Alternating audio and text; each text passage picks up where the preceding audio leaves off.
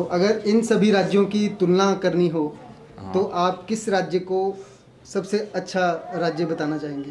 वैसे तो सभी मतलब भारत के सभी राज्य अपने आप में विशेष हैं, लेकिन अभी तक का आपके अनुसार, आपके अनुभव के? मेरे अनुसार हिमाचल बहुत ही अच्छा है, क्योंकि यहाँ लोग शांत है, अपनी परंपराएं रखते हैं और विदेशी लोग कम हैं, तो इसलिए यहाँ की जो सांस्कृतिक समृद्धि है वो आज तक बहुत ज़बरदस्त है। क्या बात है। बालहट, स्त्रीहट, राजहट और वृद्धहट, ये 4 हटें जो है संवाद के मार्ग में सबसे बड़ी बाधाएं होती है। बालहट, आप कुछ हट कर दिया बच्ची ने, बताओ आप कुछ भी नहीं समझा पाए, वे संवाद नहीं हुआ है, तो हो सकता है आप साथ की और बच्ची चली जाए, हो सकता है पैशनेट हो जाए। तो सबसे पहले कहते हैं कि जो बालहट होता है उसको समझाना होता है, और जो स्त्रीहट होता है वो थोड़ा सा सहन करने होता है। पहले तो ऐसा कहते हैं, जो स्त्रीहट होता है थोड़ा सा सहन कीजिए, और जो राजहट होती है उसको समझना होता है, और जो वृद्धहट होती है उनको तो पहले स्वीकार करना होता है, सम्मान करना होता है। तो मैं तो ये चाहूँगा कि जब भी आप घर जाएं, चाहे किसी भी तरह के अगर आप बालहट यानी बच्चों से जब आप संवाद स्थापित कर रहे हैं, तो उनको समझाने के लिए ज़रूर काम करें। वो कहने से नहीं सुनेंगे, वो करने से। अगर मैम चाहते हैं कि दिव्यांशी को पढ़ने की आदत पड़ जाए, मैम जितना मर्जी बोले पढ़ नहीं, अगर मैम ने किताब निकाल के पढ़ना शुरू किया ना, दिव्यांशी धीरे धीरे पढ़ना शुरू कर देगी। सही बोले कि नहीं बोले? तालियां तो बजाई नहीं फिर, मेरा ख्याल तालियां बजाई। उसी प्रकार से जितना मर्जी हम कहो, कुछ नहीं होगा। कहना जरूर पड़ेगा, मैम ने कितना अच्छा कहा, लेकिन कहने से बहुत जरूरी है करना। उदाहरण प्रस्तुत करो, आज इसी की जरूरत है। तो अगर हम बच्चों से संवाद स्थापित करना चाहते हैं तो उनको समझो। अगर हम स्त्री माताओं बहनों से संवाद स्थापित करना चाहते हैं, तो मुझे लगता है कि जो यहाँ पे विवाहित लोग बैठे हैं, तो सबसे पहले उनको सहन करो, उनको समझो, उनको स्नेह करो, उसके बाद ही संवाद स्थापित हो सकता है। अगर हमें राजहट, मान लीजिए कोई नेता आ गए, क्या आप नेता को ऐसे बोलेंगे ये कर वो कर? नहीं, पहले क्या होगा, उनको समझना होगा कि क्यों कह रहे हैं। और अगर वृद्धहट है तब तो वहाँ पे पहले स्वीकार करना पड़ेगा, सम्मान करना पड़ेगा।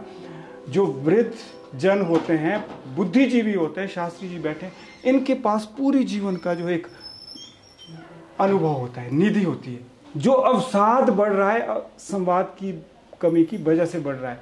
तो आशा करता हूँ कि आज हम इस कार्यक्रम से ज़रूर यह प्रेरणा लेके जाएंगे कि आप इंटरेक्ट करो, संवाद करो, और जब भी हमारा यह मासिक कार्यक्रम हो रहा है, कभी ना कभी आप ज़रूर अपनी भागीदारी सुनिश्चित करो। कोविड के दौरान हमने वैक्सीनेशन का काम सबसे ज़्यादा किया। 200 इंजेक्शन मैंने लगाए। उस टाइम मुझे ऐसा लग रहा था कि मुझे गवर्नमेंट जो मुझे पैसा दे रही है उसके बदले में मैं कुछ कर रही हूँ। ठीक है, एक दिन वैक्सीनेशन का टाइम था, दौड़ते गए, मेरे पैर में फ्रैक्चर हो गया। फिर भी मैंने 3 दिन तक वो फ्रैक्चर पैर दिखाने नहीं गए, पहले मैंने अपना काम पूरा किया। मतलब काम एक होता है करने को ना।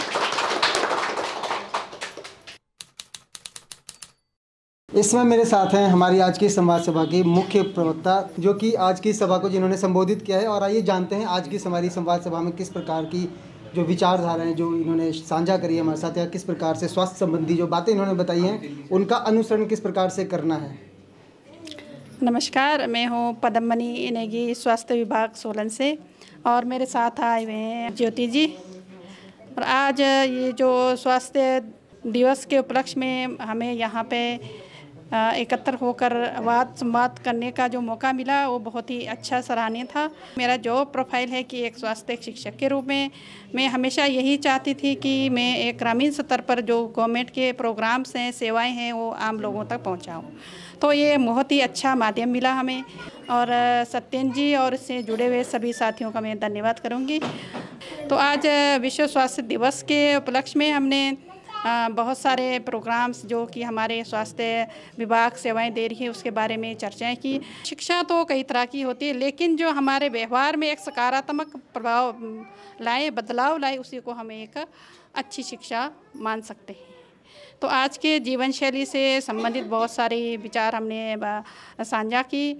और उसके बाद जो इन्होंने हमें ये मौका दिया कि आप स्वास्थ्य विभाग से संबंधित जो भी सेवाएं हैं, जैसे ग्रामीण स्तर पर, उप स्वास्थ्य केंद्र स्तर पर, पीएचसी लेवल पर, और उसके ऊपर जैसे डिस्ट्रिक्ट हॉस्पिटल लेवल पर कई तरह के स्वास्थ्य सेवाएं हैं, उनको हमने साझा की। तो शिक्षा क्रांति जो एक संस्था बनी है, उससे मैं बहुत ही दिल की गहराइयों से धन्यवाद करना चाहूँ। हम सभी यहाँ पर एकत्रित हुए हैं हमारी मासिक संवाद सभा में, और जिसका एक मुख्य उद्देश्य है, हमारी जो एक मुख्य टैगलाइन थी इसकी, मेरा स्वास्थ्य मेरा अधिकार, जो कि आज विश्व स्वास्थ्य दिवस भी है। तो अभी इस समय मेरे साथ हैं स्वयं सहायता समूह के कुछ सदस्य। तो आइए उनके विचार जानते हैं आज की सभा के बारे में। सबसे पहले उनका हम इंट्रोडक्शन लेंगे और जानेंगे उनके बारे में। मैम, बहुत बहुत स्वागत है आपका। आपका बहुत बहुत धन्यवाद। मेरा नाम आशा रानी है और मैं ग्रामीण विकास विभाग से रिटायर्ड हूँ, और मैंने महिलाओं के लिए ही कार्य किया है। 34 ईयर सर्विसेज मेरी रही हैं, औरतों के लिए ही काम किया है और डट के काम किया है मैंने सत्यन जी के साथ, क्योंकि जब से मैं यहाँ आई हूँ शिक्षा क्रांति के माध्यम से इनके साथ जुड़े रहे। ये इन्होंने स्वच्छता के लिए बहुत अच्छा काम किया, क्योंकि मेरा सब्जेक्ट भी यही था, स्वच्छ भारत मिशन। उसके अंडर हम लोगों ने स्कूल के बच्चों को हम लोग रैलीज वगैरह निकालते थे। इनका बहुत अच्छा सहयोग रहता था कि हम बच्चों को गाइड करें, और सबसे मुख्य उद्देश्य ये है कि जब तक हमारी जो माइंड जो है यहाँ पे कुछ नहीं घुसेगा, तब तक हम कुछ नहीं कर सकते। चाहे वो स्वस्थ है या स्वच्छता है, दोनों चीज़ें हैं। जब तक हमारा माइंड में ये चीज़ नहीं घर कर जाएगी कि नहीं ये हमें करना है, तब तक हम कुछ नहीं कर पाएंगे। तो सेल्फ हेल्प ग्रुप से जुड़ने का यही एक हमारा निश्चय है कि हम महिलाओं के लिए, बच्चों के लिए काम कर सके। स्वच्छता पे हम काम कर रहे हैं, और जैसे वेस्ट प्रोडक्ट है बहुत ज़्यादा, जैसे अब हम फेंक देते हैं, घर से निकाला कचरा और फेंक दिया, उसमें बहुत सारी चीज़ें ऐसी है जिनका हम रीयूज़ करके हम उसको अपने डेकोरेशन के काम में ला सकते हैं, और अपने घर को सजा सकते हैं, और बाहर कचरा फैलने से भी बच जाता है। तो स्वच्छता में वो भी एक बहुत अहम कदम है जो उठाया जा सकता है। तो मैं सभी से यही कहूँगी कि जब तक हम खुद को स्वच्छ नहीं रखेंगे, अपने घर को स्वच्छ नहीं रखेंगे, हम समाज को स्वच्छ नहीं रख सकते, और अगर समाज स्वच्छ नहीं रहेगा तो स्वास्थ्य तो सवाल ही पैदा नहीं होता। जी, बहुत बहुत धन्यवाद मैम आपका। सबसे पहले आप अपने बारे में बताएं। मेरा नाम नीतीश है, और मैं यहाँ पे सर से पिछले 2-3 महीने से कम्युनिकेशंस के कोर्स परस्यू कर रहा हूँ। और सबसे पहले मैं सत्यन सर और मैम का धन्यवाद करना चाहूँगा, जिन्होंने आज हमें यहाँ पे समाज में बुलाया, और काफ़ी चीज़ें हमें सीखने को मिली, जैसे टीवी के बारे में और सोशल मीडिया से कैसे हम दूर रह सकते हैं, और कैसे हमें इसे राइट तरीके से यूज़ करना है। So thank you so much. मेरा नाम रोहित है। मैं पिछले 2-3 महीने से सत्यन सर से क्लासेस ले रहा हूँ कम्युनिकेशन स्किल की, और आज के संवाद में आके हमें बहुत अच्छा लगा और बहुत सी चीज़ें सीखने को मिली। मैं बहुत बहुत धन्यवाद करता हूँ। आज की हमारी इस मासिक संवाद सभा में मेरे साथ हैं हमारे एक विदेशी अतिथि। तो आइए उनसे कुछ बातचीत करते हैं और जानते हैं कि इस संवाद सभा का उनके बारे में क्या विचार है। तो सबसे पहले तो मैं आपका हार्दिक स्वागत करना चाहूँगा। धन्यवाद। नमस्ते जी। नमस्ते जी, बहुत बहुत नमस्ते। आपको भारत में रहते हुए कितना समय हो चुका है? अभी मैं सितंबर से भारत में रहता हूँ। पहले लेह में था, और अभी 2 महीने यहाँ सोलन में रहूँगा। लगभग 6 महीने। हाँ, लगभग 6 महीने हो चुके हैं आपको। हाँ जी। तो अभी तक का आपका जो सफ़र रहा है भारत में, वो कैसा रहा? आपने क्या अनुभव किया, और किस तरह की छवि आपके मन में थी जब आप भारत आए, और अभी आपने भारत को किस तरह का पाया है? मेरी यात्रा बहुत अच्छी थी, क्योंकि यहाँ की लोग मुझे बहुत मिलनसार लगते हैं। परंपराएं बहुत है, आज तक रहती हैं, और हाँ, सब कुछ मैं संस्कृति देखने आया, और संस्कृति यहाँ बहुत ही समृद्ध है, तो देखने को बहुत मिलता है, और इसलिए मैं खुश हूँ। अभी तक के आपके सफ़र में ऐसी आपने कोई रीति रिवाज देखा हो जो कि आपको बहुत ही अच्छा लगा हो, रचनात्मक लगा हो,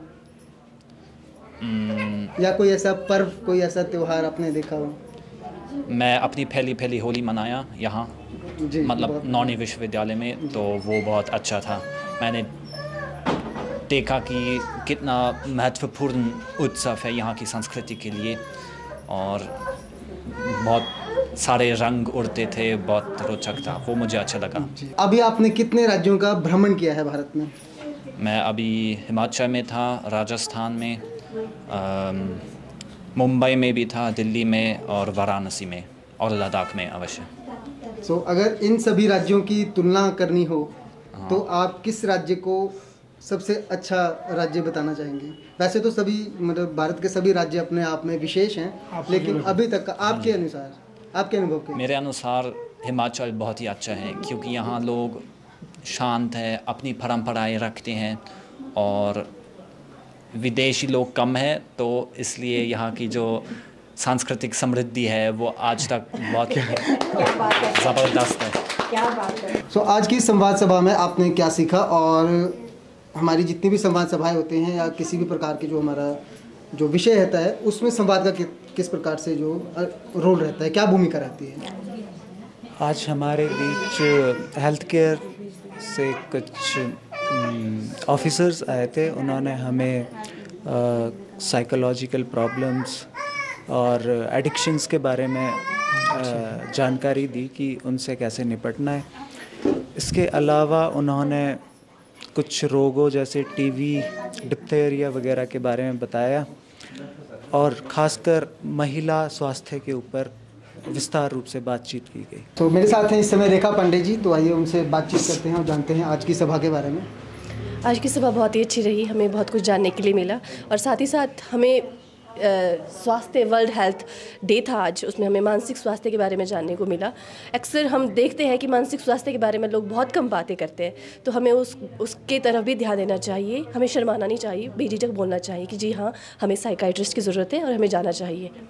थैंक यू। सो किसी भी प्रकार से आप ये समझती हैं कि मानसिक रोगों का मुख्य कारण संवाद ना करना है? जी, स्वतः ही संवाद अगर हम नहीं करेंगे तो मानसिक स्वास्थ्य हमारा बिगड़ जाएगा। जी, बहुत बहुत धन्यवाद। मेरे साथ है शालिनी कंवर जी इस समय, और वो अपने विचार साझा करेंगी आज की संवाद सभा के बारे में। Thank you Ashish sir. जैसे कि आज वर्ल्ड हेल्थ डे है और हम लोगों ने यहाँ पे इकट्ठा होकर काफ़ी सारी संवाद किया है, तो मैं यही कहना चाहूँगी कि जैसे हेल्थ के बारे में हम अक्सर बात करते हैं, तो फिज़िकल हेल्थ ही नहीं इम्पॉर्टेंट है, मेंटल हेल्थ पे भी हमें पूरा ध्यान देना चाहिए। क्योंकि आजकल मोस्ट ऑफ़ द टाइम हम संवाद ही नहीं करते हैं, हम कम्युनिकेशन ही नहीं करते हैं, तो मेंटली इतना प्रेशर, इतनी एंग्जाइटी बन जाती है। तो you know we have to take care of all these things. So मैं यही कहूँगी कि आप लोग भी अपनी mental, be it physical, mental, दोनों का ही ध्यान रखें। थैंक यू जी, बहुत बहुत धन्यवाद। सो मेरे साथ हैं इस समय ज्योति जी, तो आइए जानते हैं उनके विचार आज की इस संवाद सभा के बारे में। Thank you sir. आज जैसे कि हम सभी को पता है आज विश्व स्वास्थ्य दिवस है, तो आज हम सब यहाँ पे एकत्रित हुए हैं और सबसे वाद संवाद हुआ, नई नई बातें सीखने को मिली और यहाँ के बहुत अच्छा लगा। बाकी स्वास्थ्य के बारे में फ़िज़िकल हेल्थ तो ज़रूरी है ही, पर सबसे ज़्यादा जो सबसे मेन मेरे हिसाब से वो मेंटल हेल्थ होती है। अगर हम मेंटली स्ट्रॉन्ग है, हेल्दी है, तो हमारी फ़िज़िकल हेल्थ भी ऑटोमेटिकली अच्छी हो जाएगी। तो हमें मेंटल हेल्थ पे ज़्यादा ध्यान देना चाहिए। पहले तो मैं मैडम का बहुत धन्यवाद करना चाहूँगा कि जो उन्होंने सारी जानकारी दी है। जनरली वो होती है, पर वो जिस तरीके से उन्होंने बताया है उसको पॉइंट टू पॉइंट, वो बहुत इंपॉर्टेंट थी। और मैडम ने एक जो सबसे अच्छा पॉइंट को इरेज किया है मेंटल हेल्थ का, मुझे लगता है कि सारी जो चीज़ें हैं वो मेंटल हेल्थ पे डिपेंड करती है। तो मुझे लगता है कि आज के दिन पे अगर हम मेंटल हेल्थ की बात कर रहे हैं और उस पर थोड़ा सा हमने कॉन्सेंट्रेट कर लिया, तो सारी चीज़ें अपने आप ठीक हो जाएगी। कहीं ना कहीं जो हमारे पर मानसिक दबाव रहता है तो हम उसे साझा नहीं कर पाते हैं किसी के साथ, तो आप इसे किस प्रकार से देखते हैं? देखिए, एक चीज़ जो मैडम नेगी ने भी की थी और सत्यन सर ने भी की थी, कम्युनिकेशन इज़ द की। अगर हम बात करेंगे तो बात से ही बात निकलती है, और जब हम बात करेंगे तो उसी से सॉल्यूशन हो जाएंगे। सो मेरे साथ हैं इस समय विनोद जी, तो आइए जानते हैं आज की सभा के बारे में उनके विचार। सर, बहुत बहुत स्वागत है आपका। जी सर, धन्यवाद। आज की सभा में मैं यही बोलना चाहूँगा कि जो विश्व स्वास्थ्य दिवस है उसमें जो भी मैम ने हमारे को संदेश दिया, बताया, उसका हम उपयोग करें अपने जीवन में। क्योंकि देखने को अक्सर ऐसा मिलता है कि हम बहुत सारी चीज़ें सोशल मीडिया के ज़रिए भी सुनते हैं, अच्छी अच्छी बातें सुनते हैं, देखते हैं, पर हम अपने जीवन में उसको अपनाते नहीं हैं। तो जो भी मूल्यों की बात कहीं से भी सुनने को मिलती है उसको हमें चिंतन करना चाहिए और उसको हमें अपने जीवन से जोड़ना चाहिए। सो मेरे साथ हैं इस समय दीपांशु जी, जो कि बहुत ही अनुभवी कार्यकर्ता हैं हमारे इस NGO के। तो आइए उनके विचार जानते हैं आज की सभा में, और विश्व स्वास्थ्य दिवस पर उन्होंने क्या क्या बातें सीखी और उन्होंने क्या क्या विचार साझा किए हैं। सर बहुत बहुत स्वागत है। आज की संवाद सभा का जो मुख्य हमारा विषय था वो था आज जैसे कि विश्व स्वास्थ्य दिवस है, तो उसके ऊपर बहुत सी बातें हुई और उसी के साथ साथ हमारे मानसिक स्वास्थ्य को केंद्र में रख करके बातें हुई। तो जैसा कि हमें पता है कि हमें मानसिक स्वास्थ्य के प्रति जागरूक होना पड़ेगा, क्योंकि ये एक ऐसा विषय है कि हमें खुद भी पता नहीं होता कि हम इससे जूझ रहे हैं। तो ये हमें पहले देखना होगा, अपने आसपास में जो लोग हैं उनका भी हमें ख्याल रखना होगा कि मानसिक स्वास्थ्य, डिप्रेशन, अवसाद, इन सब जो बीमारियां हैं इन सब से कैसे समाज को दूर किया जाए। समाधान ये निकला कि संवाद के माध्यम से हम अवसाद को निर्मूल कर सकते हैं। मेरा नाम पवन पांडे है और मैं इस संस्था से पिछले वर्ष अगस्त में जुड़ा हूँ। और आज जैसे आप सभी जानते हैं कि आज वर्ल्ड हेल्थ डे है, वो मनाया जा रहा है। और मैम का मैं धन्यवाद करना चाहूँगा, उन्होंने मेंटल इलनेस पे सबसे ज़्यादा बात की है और ये काफ़ी ज़्यादा ज़रूरी है। हमारे एजुकेशन सिस्टम में भी इसे ज़रूर जोड़ना चाहिए। मुझे लगता है पहली चीज़ जो सर ने कही, सत्यन सर ने की, संवाद बहुत ज़्यादा ज़रूरी है। और दूसरी चीज़ जो मैं मानता हूँ, हमारा जो खान पान है वो भी कहीं ना कहीं हमारी जो मेंटल और फिज़िकल इलनेस है उस पर काफ़ी ज़्यादा प्रभाव डालती है, क्योंकि हमारा जो भारतीय खान पान है वो काफ़ी मतलब ताज़ा होता है। तो जितना ज़्यादा आप ताज़ा खाओगे उतना ताज़ा सोचोगे। मेरा तो यही कहना है कि जितना ज़्यादा हो सके खुद खाना बनाए, खुद खाए और अच्छा खाना खाए। ये भी आपकी जो मेंटल हेल्थ है उसको ख़राब नहीं होने देगी, प्लस जो आपकी फ़िज़िकल हेल्थ है उसको ख़राब नहीं होने देगी। धन्यवाद। तो जैसा कि सर आज विश्व स्वास्थ्य दिवस है, तो इस पे मैं कहना चाहूँगा कि मोस्टली मैंने देखा है कि लोग अपनी वर्क लाइफ बैलेंस करना है कि उसमें जूझ रहे हैं आजकल ना। तो मोस्टली लोग सारी अपनी मतलब यंग एज में काम पे फोकस करते हैं, फिर वो पैसा कमा लेते हैं पर फिर बुढ़ापे में उसी पैसे को अपनी हेल्थ रिस्टोर करने के लिए यूज़ करते हैं। तो मैं कहना चाहूँगा कि लोगों को अपनी हेल्थ पे और मेंटल हेल्थ पे ध्यान देना चाहिए। मानसिक स्वास्थ्य को हम किस प्रकार से सुधार सकते हैं? मानसिक स्वास्थ्य को सुधारने के लिए सर सबसे पहली चीज़ तो कम्युनिकेशन। आपके पास कोई ऐसा होना चाहिए जिससे आप ये चीज़ें शेयर कर सको। तो communication is the way to get out of your mental problems. तो स्वस्थ जीवन की जो एक जीवन शैली होनी चाहिए, आपके अनुसार उसकी क्या परिभाषा है? स्वस्थ जीवन की जीवन शैली में आपको हेल्दी वर्कआउट करनी चाहिए, आपको बाहर का खाना नहीं खाना चाहिए, आप जितना प्रकृति से जुड़े होकर रह सकते हैं उतना आपको रहना चाहिए। अब हमारे जो अगले और आखिरी, last but not the least, हमारे आशीष गुप्ता जी जो वक्ता हैं आज के, जो कि प्रखर वक्ता है और जो कि जो कुछ भी बुराइयां जहां भी हो रही होती हैं उसको सिरे से नकार देते हैं सामने आमने से। तो जैसा कि आज के इस सभा में भी एक हमें विरोधाभास सा देखने को मिला, विडंबना सी दिखी, तो उन्होंने बिल्कुल मौके पर आकर ही उस विडंबना को पॉइंट आउट किया और बिल्कुल सामने से उन्होंने प्रश्न कर लिया कि ये ऐसा क्यों हो रहा है, कथनी और करनी में फ़र्क कैसे हो सकता है। तो आइए ऐसे आशीष गुप्ता जी से बात करते हैं कि आपको ये साहस कहाँ से मिलता है।